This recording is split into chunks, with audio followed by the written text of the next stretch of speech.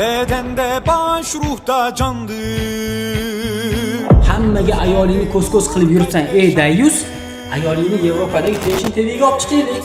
U yerda yarim yalang'och ishtirok etsin. Butun Yevropa O'zbekistonni tan olsin. Hammaga ayolingni ko'z-ko'z qilib yuribsan, ey dayus. Ayolingni Yevropadagi Fashion TV'ga olib chiqaylik.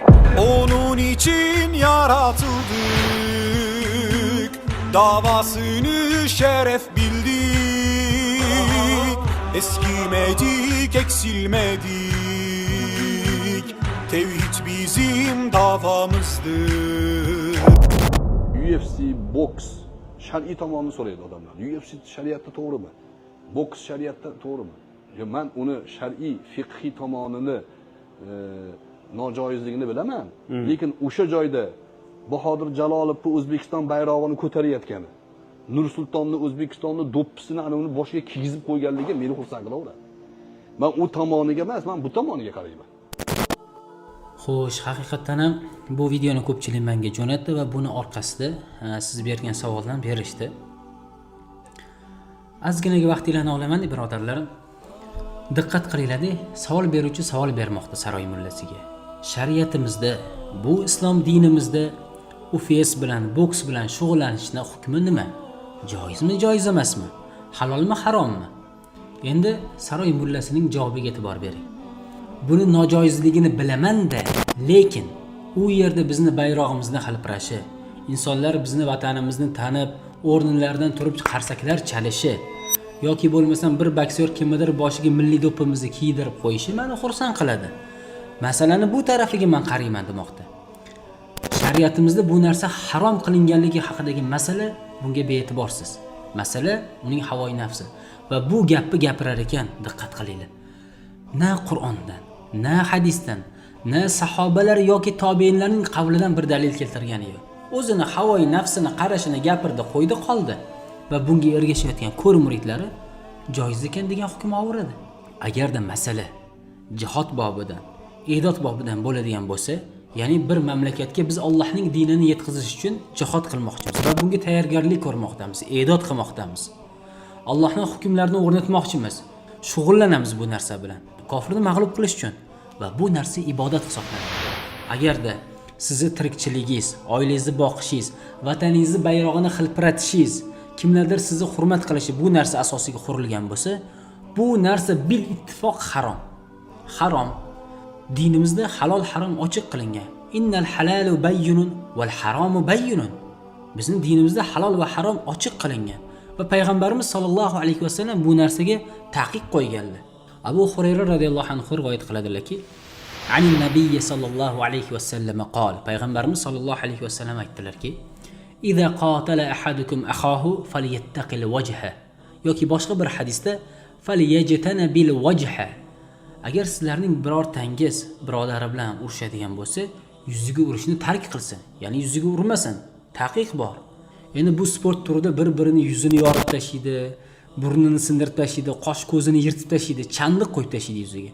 Bir-birini o'ldirishga tayyor. Nechtasi o'lib ham ketadi. Yo noto'g'ri. Sahih Muslimda kelgan hadisda anna nabiy sallallohu alayhi va sallam marra alayhi himarun qad wusima fil wajhihi. Payg'ambarimiz sallallohu alayhi va sallamning yonlaridan yuziga belgi qo'yilgan, shiram qo'yilgan, haliga temiri qizdirib turib bosgan shiram bo'lib qoladi, chandiq qo'yilgan eshak o'tib ketdi. Faqala Payg'ambarimiz sallallohu alayhi vasallam aytdilarki, la'anallohu allazi wasamahu. Unga bu shiramni qo'yganni, belgini qo'yganni Alloh la'natladi dedilar.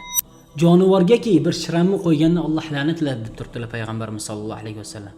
Endi insonlar orasida, bo'lib ham musulmonlar orasida batariqa a'lo mumkin emas.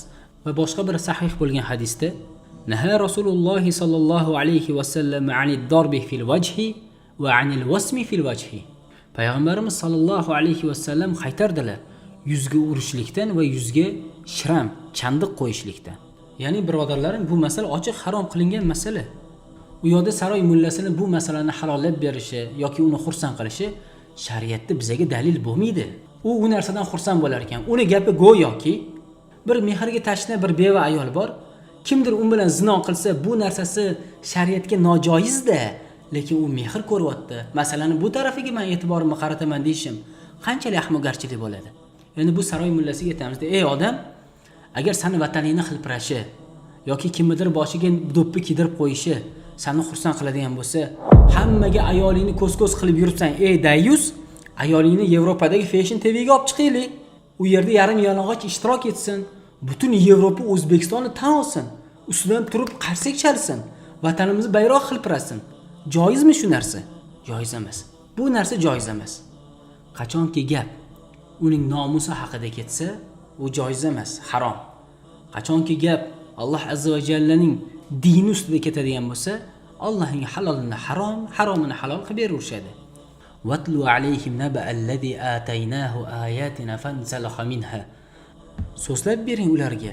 Alloh ularga ilm bergandan keyin bu ilmni, haqni shaytonning yo'liga ishlatuvchilarni. Wala taqulu lima tasifu alsinatukumul kadhiba. Hada halal va hada harom. Tillaringiz to'qigan yolg'onga suyangan holatda bu halol, bu harom demanglar. Litaftaru alallohil kadhib. Bu Alloh azza va jalla uchun tuhmatdir deydi Alloh azza va jalla. Alloh azza va jalla bularni isloh qilsin avvalambor.